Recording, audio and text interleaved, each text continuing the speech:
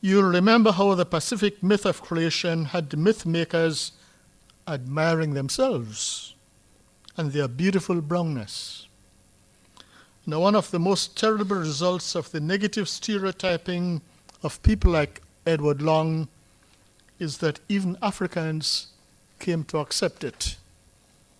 White, they said, was all right. Brown could stick around, but black should get to the back.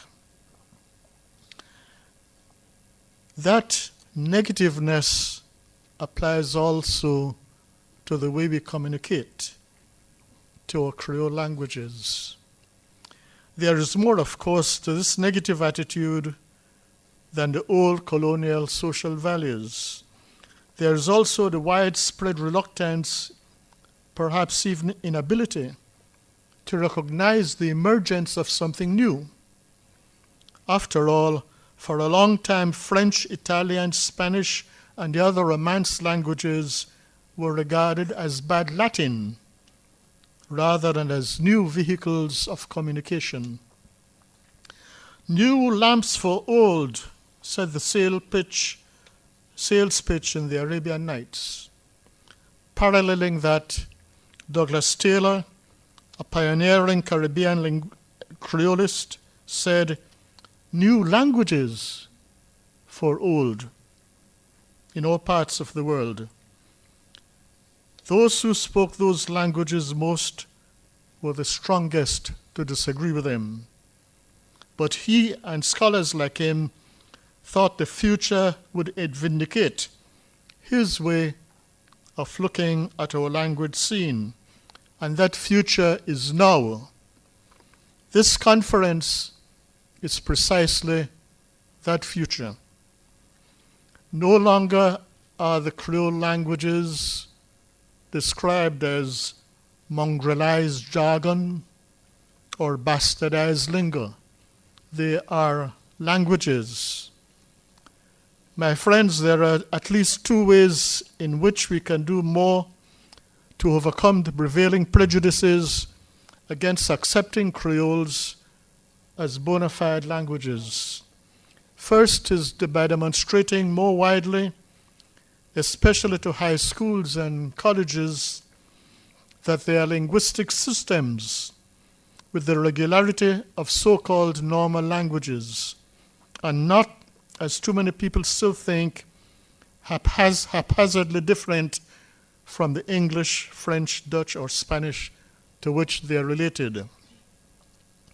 The second is to correct widespread misapprehension about origins. I will point out two examples from English. Join, join, is pronounced in most English-based Creoles not as join, but as jine, rhyming with line. And similarly with words like oil, which is pronounced ile, boil, which is pronounced bile, poison, which is pronounced pison, noise, which is pronounced nice, voice, which is pronounced vice, and other words like those.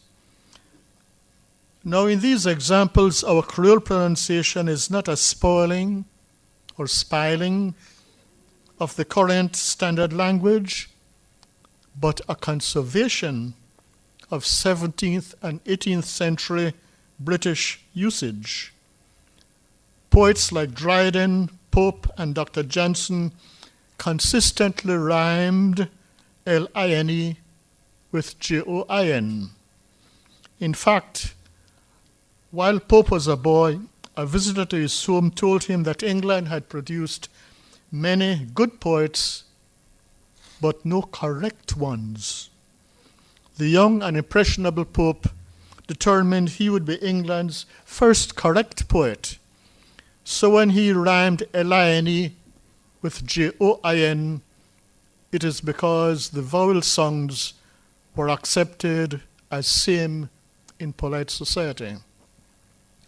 Another example is B-R-O-A-D, broad, which was widely pronounced brad in England, At the time, the transfer of the colonial population was in high gear.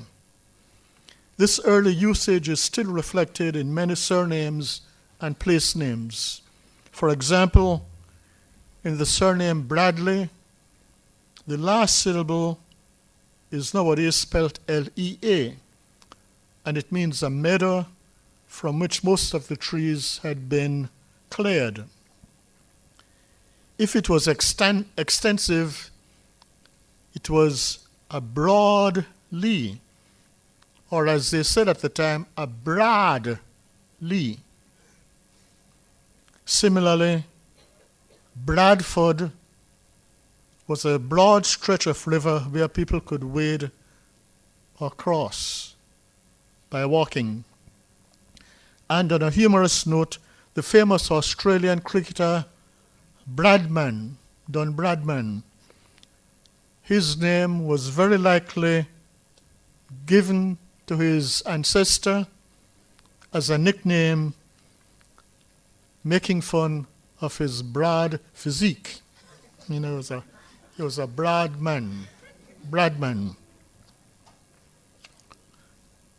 Long, the surname of the plant I referred to earlier, originated as a nickname for an unusually tall man, Long. And that also explains the origin of the surname Longfellow, a tall fellow. And Longman, the publishers, famous publishers, Longman meaning tall man. Now, what happens with the surname Long is that as you leave London and go north, L-O-N-G changes to L-A-N-G, Lang, until by the time you reach Scotland it becomes Leng. So when in the West Indies we pronounced long as lang and strong as strong, we are not sporting the English language. It is a regionalism of Britain itself. Know yourself or thyself was the wise counsel given to those who consulted the famous Delphic oracle in ancient times. As we come to know and understand our history, we accept our beautiful and varied shades of brown and our beautiful and varied shades of black. I have crossed an ocean, the poet writes, and you must forgive me for quoting from memory. I have crossed an ocean, I have lost my tongue. From the stump of the old one, a new has sprung. As we accept ourselves, so we must accept those new tongues that have sprung from the stumps of the old. We must accept our Creole languages. Finally, friends, I thank you for the courtesy with which you have listened to my remarks and the kindness with which you have welcomed the Belize delegation. Thank you.